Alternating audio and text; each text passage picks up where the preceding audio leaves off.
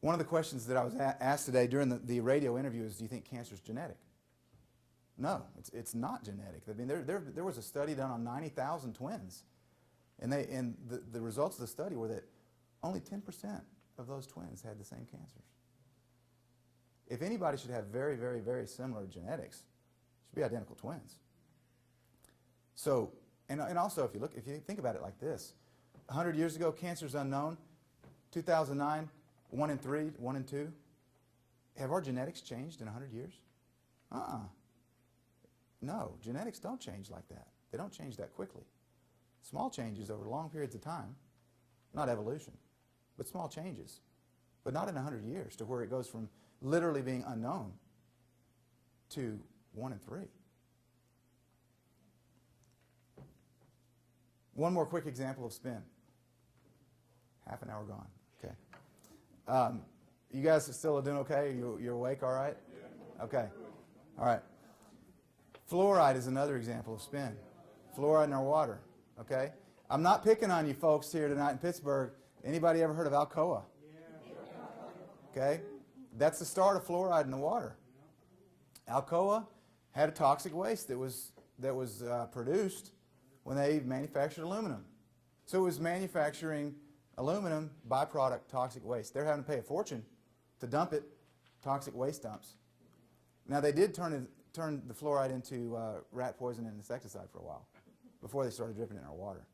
Okay? Because that's the main ingredient in rat poison, fluoride. Toothpaste too, yeah, that's what it says on a little thing of toothpaste. If a child ingests this toothpaste, call a doctor immediately because it can kill them. Okay? But we brush our teeth with it. Okay? I don't get it. I don't get it. There's a lot of good fluoride-free toothpaste you can use. Okay? But so anyway, fluoride. At that time, back in the 20s, I believe is when it was, they were looking for a way to kind of be able to sell this toxic waste product. And so they hired one of the attorneys at that time, find his name. Okay, at that time, U.S. Public Health Service was under the control of Mellon, Andrew Mellon, okay, Treasury Secretary. He was on top or in control of the Public Health Service. He hired a doctor named Trinley Dean. Trinley Dean was to go to Texas to survey 300 municipalities and to determine how fluoride affected teeth and tooth health and dental health. Okay, over 300, I think it was 340 or something. What Trinley Dean found was that in over 300 of them, that it caused tooth decay and teeth to rot and fluorosis and other abnormalities in the mouth. And he also found that in 21 of those municipalities, that the incidence of tooth decay was about the same as non-fluoridated. So which municipalities did he use in his study? The 21. He threw out the other 300 plus that showed that fluoride causes dental fluorosis and cavities and a bunch more. So based upon that study, Alcoa decided they wanted to start selling their fluoride. But the problem at that time was that the American Dental Association in 1944 came out with an article in the Journal of the ADA that said fluoride's a toxin. Okay? So they had to figure out a way to propagandize this, to sell this to us because ADA's against it now. So they hired a man named Edwin Bernays. Anyone familiar with Bernays? Bernays is Sigmund Freud's nephew. Okay? So they hired Bernays, and Bernays was known as the father of spin. As a matter of fact, he wrote a book called Propaganda. Okay? And his maxim was to brainwash the masses without their knowing it.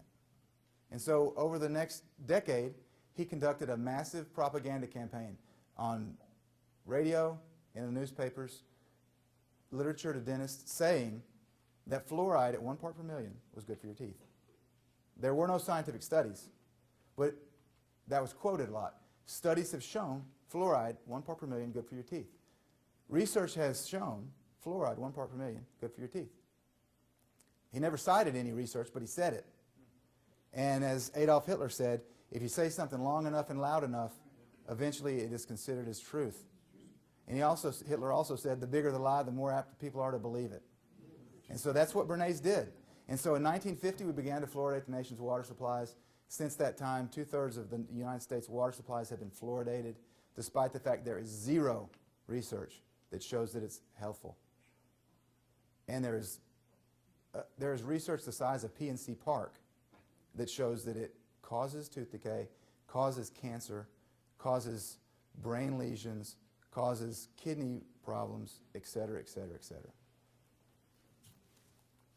So I guess Alcoa did a good job. They had a bigger market than their rat poison and insecticide, right? Now they can drip it in the U.S. water supply. You know the first place fluoride was used, or at least that I've read that it was used? Concentration camps in Nazi Germany. Why was it used? Because it makes people docile, compliant, right? It also makes them sterile. So that's the first place that fluoride was used, was in Nazi Germany, World War II. But just like the spin that we've heard about here with the fluoride and the lead, cancer industry is full of spin. I mean, newer and better drugs are the only solution to cancer, right? Newer and better chemotherapy drugs. That's the only thing that can cure cancer, right? Is cancer a result of chemotherapy deficiency? No. What is cancer? I'll get to that in a few minutes. Okay, but there's a lot of spin going on to plug chemotherapy drugs. Because why? Because they sell the best. It's money and greed. It's disgusting, because I believe that if my father and mother had had this information, they wouldn't be dead today. And so that's why, if I come across as a little bit angry, I am when I talk about this. Okay, because I'm very passionate in the fact getting the truth out. People deserve to know the truth. If you want to treat your cancer with chemo and radiation, that's fine. You have a choice. I hope you live through it. If you want to use alternative treatments, you deserve to know the truth. Amen. You deserve to have that option. You don't deserve to have to steal your own kid and have police all over the nation looking for you in a manhunt on Fox News today because you took your kid. It's none of their business. I've often likened the cancer industry to the slave industry 200 years ago, right? How did the plantation owners in the South keep slaves? They kept them ignorant. They wouldn't let them read, right? And if they tried to read or they tried to learn, they'd beat them within an inch of their life. And if you tried to help a slave, you get beaten too, right? Because they knew that if the slaves gained knowledge, that was power. And so you keep them dumbed down. And that's the same technique that's being used today in cancer. Because the pharmaceutical industry, which is like the slave masters for 200 years ago, they want a residual stream of income from every one of our bodies.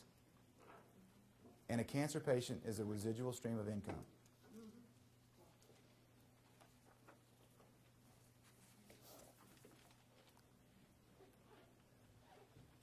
Folks have a hard time grasping this sometimes. The fact that doctors would knowingly inject people with poison. I get emails every day, probably over 100 emails a day from cancer patients. And in the last couple months, I have gotten emails from 2 oncologists that were diagnosed with cancer and they don't know what to do. And they won't take chemo because they know it'll kill them.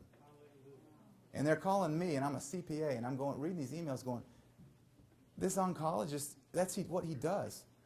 That's like me emailing a doctor and saying, hey, I got to put together this income statement and balance sheet. I'm not really sure what these are. That's what I do. I understand accounting. But oncologists don't understand cancer because they won't take it themselves. Survey that I was telling Carol about earlier in McGill Cancer Clinic in Montreal, Canada, which is the equivalent of Sloan Kettering Cancer Institute here. It is the cancer clinic in Canada. 78 oncologists were surveyed, and they were asked if they or their family member were diagnosed with cancer, what would they do? 58 of them said they would not take chemo. That's 73%. So do they know something we don't know? To me, that's hypocritical. That's criminal.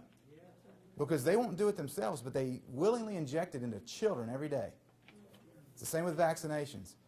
Don't get me started on vaccinations.